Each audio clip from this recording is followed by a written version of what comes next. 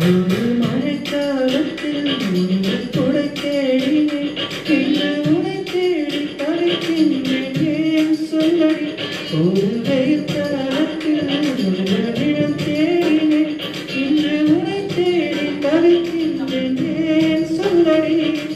பெண்ணே அந்த வாழ்வை பொண்ணு மாறி போகும் தலைக்கீழாக ஏனானதா பரியாவை